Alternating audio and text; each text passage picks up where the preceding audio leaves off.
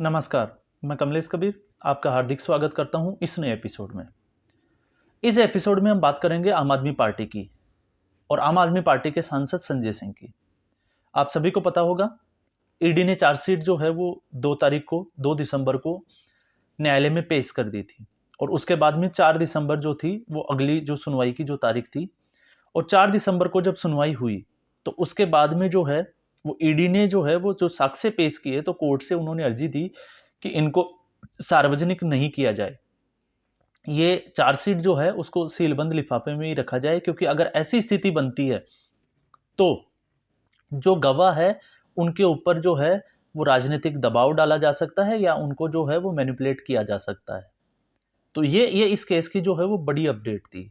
लेकिन इस अपडेट ने जो है वो संजय सिंह की मुश्किलें फिर बढ़ा दी, आम आदमी पार्टी की फिर बढ़ा दी। और उसमें जो है अब सबसे बड़ी जो मुश्किल बन रही है वो है अरविंद केजरीवाल की। तो इस पूरे वीडियो में हम इसी बात का जो है वो विश्लेषण करेंगे कि अरविंद केजरीवाल अब फंसते हुए कैसे नजर आ रहे हैं, उसको हम थोड़ा सा समझते हैं। और अरविंद केजरीवाल जैसा चाहते थे अब वैसा नहीं हो रहा, तो उसके जो है वो क्या परिणाम निकल रहे हैं वो भी हम इस पूरे वीडियो में विश्लेषण करेंगे। मैं उम्मीद करूंगा आप इस वीडियो में अंत तक बने रहें। अगर आपने चैनल सब्सक्राइब नहीं किया तो चैनल जरूर सब्सक्राइब करें। सबसे पहले हम बात कर लेते हैं आम आदमी पार्टी की। आम आदमी पार्टी का ग्राफ जो है वो 2013 से लेकर 2020 तक किस लेवल पे बढ़ा ये हम सभी को पता है। और आम आदमी पार्टी जो है वो दिल्ली में सरकार बनाने के बाद में एक पूर्ण राज्य पंजाब में सरकार बनाने में कामयाब रही और उसके बाद में इलेक्शन कमीशन ने उसको राष्ट्रीय पार्टी घोषित कर दिया। राष्ट्रीय पार्टी घोषित होते ही आप अरविंद केजरीवाल की जो जितनी भी प्रेस कॉन्फ्रेंस थी और जो रैलियां थी उनमें बड़े बड़े दावे थे कि अगर कोई प्रधानमंत्री मोदी या भारतीय जनता पार्टी से अगर कोई टक्कर ले सकता है तो वो सिर्फ अरविंद केजरीवाल है। लेकिन 2021 की शराब जो नीति थी उस घोटाले के बाद में, नाम आने के बाद में आम आदमी पार्टी की क्या दशा हुई है वो आप सभी को पता है कि पिछले 2 साल में आम आदमी पार्टी के कितने मंत्री और बाकी कितने नेता जो थे वो जेल के अंदर जो है वो हवा खा रहे हैं, ये आप सभी को पता है। मुख्यतया सत्येंद्र जैन, मनीष सिसोदिया, संजय सिंह, ये सभी लोग जो है वो मंत्री पद पे थे। संजय सिंह आम आदमी पार्टी के सांसद थे। इसके लिए अमानतुल्लाह खान और दिल्ली दंगों में आपने देखा होगा जिनके घर के ऊपर जो है वो पेट्रोल की बोतलें मिली थी जो पेट्रोल बम के काम आती थी और जो पत्थर फेंकने की मशीनें लगी हुई थी वो भी सबने देखी थी।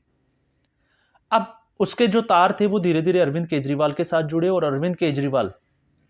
जब ईडी का सम्मन गया तो आपको पता होगा कि उन्होंने रातों रात जो है वो सिंगरौली मध्य प्रदेश में एक रोड शो का आयोजन किया और अपनी व्यस्तता के बारे में ईडी को बताया कि मैं जो है वो चुनावी व्यस्तता की वजह से और दीपावली नजदीक होने की वजह से आपके सामने पेश नहीं हो सकता हूं। और दूसरा उन्होंने एक कानूनी दाव पेच भी इसमें लगाया था जिसको आपको सबको पता होगा। ईडी से उन्होंने जवाब मांगा था कि आपने मुझे जो है वो मुख्यमंत्री की हैसियत से बुलाया या आरोपी की हैसियत से या पूछताछ के लिए।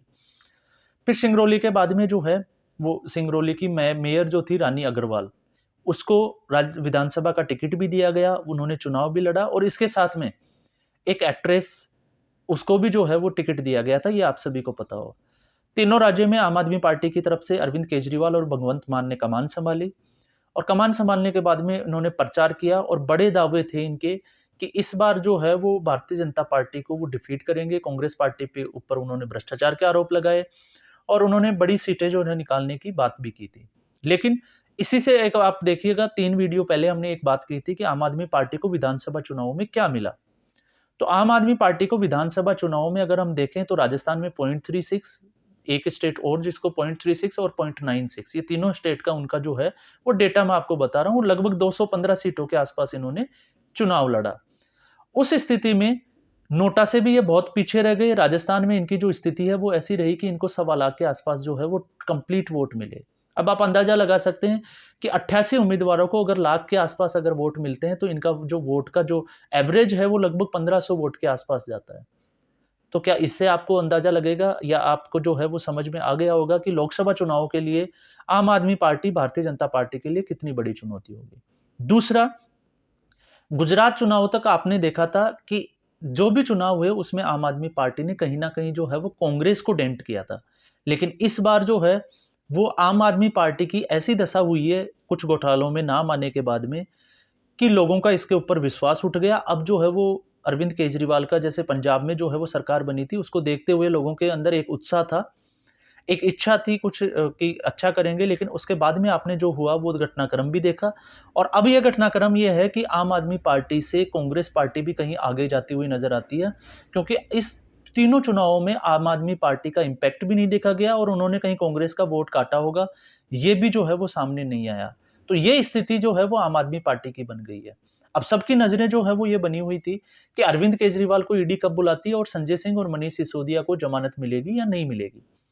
कोर्ट जो है अभी इस मुद्दे पे आपको पता है अगली जो डेट जो दी है वो 9 दिसंबर की दी है। 9 दिसंबर को जो है वो फिर से सुनवाई होगी, लेकिन 4 दिसंबर जो था वो संजय सिंह की जो न्यायिक हिरासत थी उसकी अंतिम अवधि थी और उसको अब बढ़ाकर जो है वो कोर्ट के द्वारा 11 दिसंबर कर दी गई है। तो इसका मतलब ये है कि कोर्ट जो है वो न्यायिक हिरासत कितने दिन की बढ़ाएगा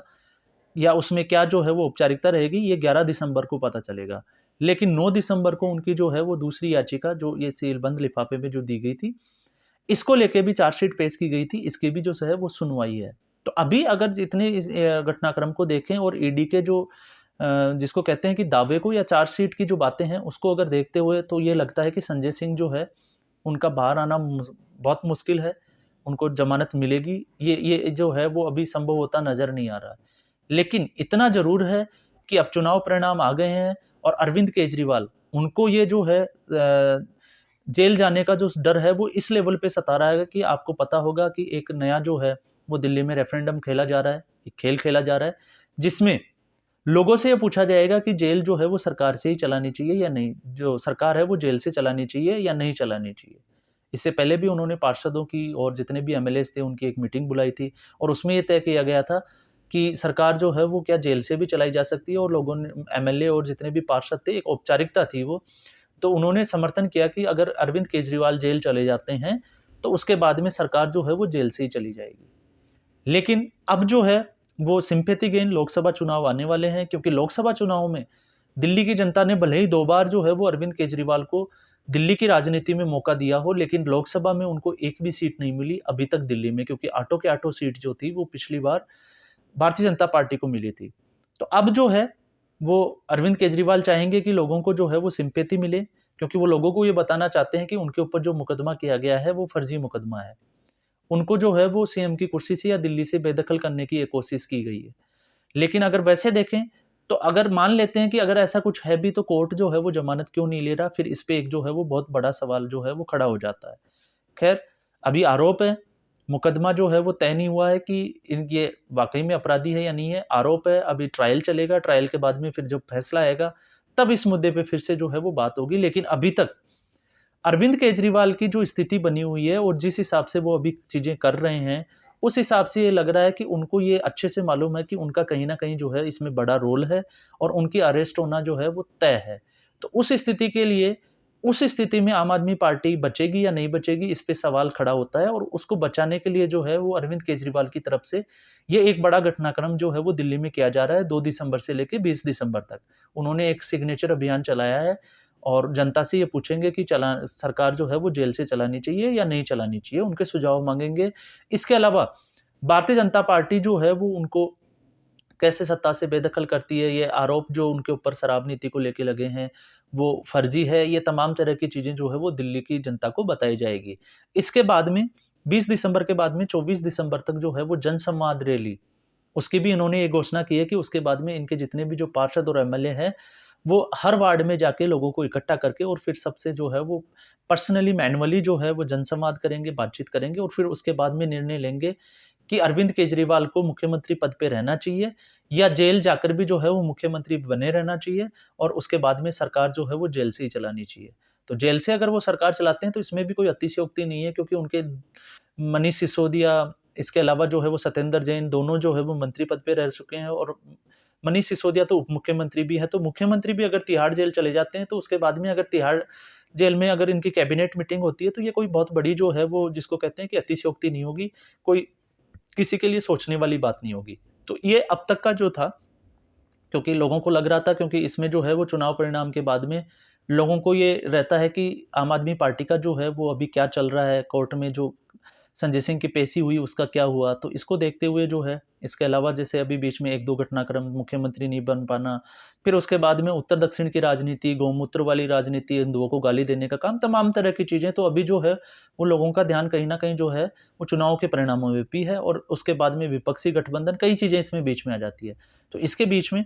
ये एक बड़ा घटनाक्रम जो आम आदमी पार्टी के जो दिल्ली का जो शराब घोटाला था, उसकी डेवलपमेंट को लेके था। इस वीडियो में बस इतना ही। फिर हम एक नई वीडियो के साथ हाज़िर होंगे। तब तक के लिए धन्यवाद।